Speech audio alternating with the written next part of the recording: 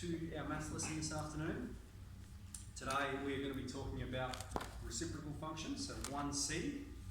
We're going to be relying a bit on our calculator here, so there's not too much brain work involved. I suspect this is probably going to be the easiest part of chapter 1. And I'm not going to teach 1D because what I'm going to teach you here will flow straight into 1D, and 1D is just a matter of sketching graphs from your calculator. And then probably about halfway through the lesson I'd like to discuss the formative test. I'll hand them out, you guys can have a look, and then I'll go through some common errors that we made. And remember, the purpose of the formative test is to form you, okay? Form, it's forming you in your learning. So that's the whole point of it, all right? It's not just to see what you're up to, it's to inform you, but also for me to measure where we're at and what we need to work on. So here we've got a reciprocal function, entails an inverse relationship. So 1b was all about inverse relationships, where we had y equals k on x. So now we're talking about the functions or the graphs that match an inverse relationship. And in 1b, we were only really focused on positive x and y values, okay, because they were practical circumstances. They had to do with like a flag or the amount of time to mow a lawn. So we weren't considering these negative values. But all reciprocal functions of this form, y equal k on x, are going to have a graph shaped like this, okay? Or if it's negative, then it will be shaped like this, and I might sketch y in a moment. Okay, so if it's negative, it'll be in those two regions. If it's positive, it's going to be in these two regions. So this is what it's like so far. Consider the inverse relationship, and we're given one coordinate, and it might say something like find the equation that describes this graph. So remember, y equals k on x, which means k is equal to x times y for every possible combination of x and y. Now we are told that this is an inverse relationship. We're told that it's a reciprocal function, which means k equals x and y for every possible value of x and y. X is 1, y is 3, which means k equals 1 times 3. So k is 3, which means the equation of this graph is y equals 3 on x. Okay, cheers. Let's put it on our calculator, make sure we're comfortable with graphing. So pull your calculators out, go to the graph menu, and I'm just going to show you a few operations.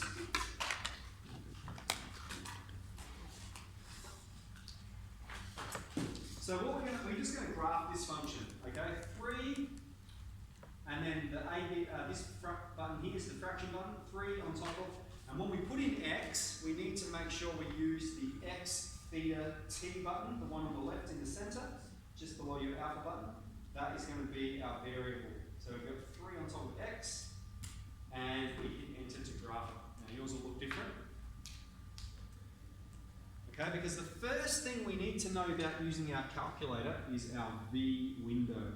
Okay, V window is a virtual window, and it describes the constraints of the Cartesian plane. So what we're going to do is I can't see it very well, I'm not happy with it, so I can just press F3 for V window straight away. Alright? And we've got these descriptions there of x min, x max, y min, y max. Okay, we can ignore the rest for now. Y min, y max. And the x min is the point furthest to the left on the Cartesian plane. So this is going to be our x min, this is our x max, okay? From our minimum to our maximum, and then the same with y, from our minimum to our maximum. This is your V window. So we could go through and put that in ourselves, okay? We could go from -3 to 3, and from -3 to 3. We could go from -5 to 5, and -5 to 5. We could set it to any of those just by putting it in. We could not go from +3 to 3 though, okay? Because that would mean our x min is 3 and our x max is 3. We're trying to sketch a graph over an infinitely thin window, so we can't do that. We need to make sure it is, one of them's negative, one's positive. Is a good way to make sure we're going to satisfy those contingencies. Okay, so we can do that. Or we can see these settings down here. Okay, there's a bunch of settings. All right, so initial, trig, which we'll use next term when we're talking about the unit circle, or we can just go standard, which was my favourite. Okay, that's my favourite one. Minus 10 to 10, minus 10 to 10, so it's symmetrical. And if we press standard, we just press enter, and look at that beautiful graph. Okay. So we can get it to pop up there, and then we can mirror that onto our booklet, because these will be a little bit difficult to sketch by hand. The other thing we can do is trace. We can trace along them by pressing F1, and just using the directional pad, I'm just pressing the cross arrow. So it's telling me when x is 2, y is 1.05, alright? When x is 3.49, y is 0.41. In fact, we can even just type in a number. Let's say I want to know what is the exact y value when x is 2. Okay? Y is 1.5. Of course it is. Y is 3 on top of x. That's the equation here.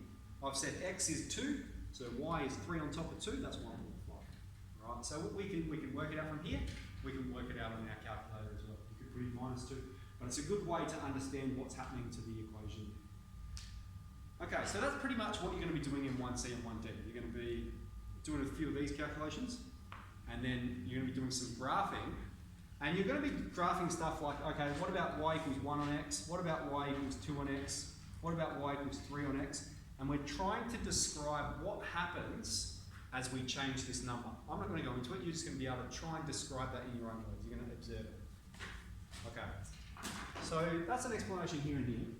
But I do want to talk about something else, because that pops up with reciprocal functions. And this is a property that we come across in maths. Okay, we can have 0 divided by 1. Okay, what is 0 divided by 1? If you have 0 cakes divided by 1 person, 0. Right? That one person's going to get no cake. You've got no cake to begin with. So this is okay mathematically, that's fine. What about if we have 1 cake divided by 0 people?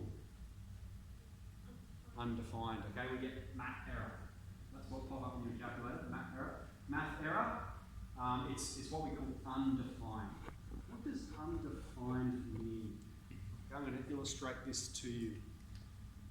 So if we wanted, if you put this in and you see, well, we can't quite do that. We can't go 1 divided by 0. So let's go, well, what happens if we go 1 divided by 0.1? Let's just get close to it and see what happens. If we go 1 divided by 0.1, that's reasonably close to 0. What happens if we go 1 divided by 0.1? We'll get 10. Okay, 1 divided by, you put this in your calculator, 1 divided by 0.1. What about if we go even closer to 0? Let's go 1 divided by 0.01. It's going to 100. What about 1 divided by 0.00? 1,000. Okay, so we can notice the closer we're getting to 0, the larger and larger and larger this number's getting. So why don't we just say 1 divided by 0 is infinity? Like it's just getting really big. Okay? But if we think of our number line, here's 0, and we're only getting closer and closer to 0 from this side. So what happens if we come closer and closer to 0 from this side?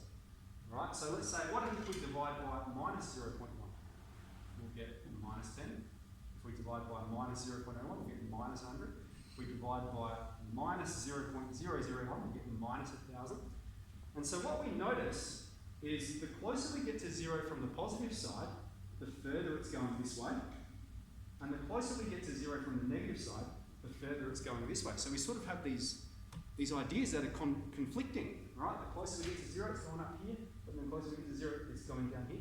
So it's literally both positive and negative infinity. It is undefined. It's a problem that hasn't been solved in maths yet.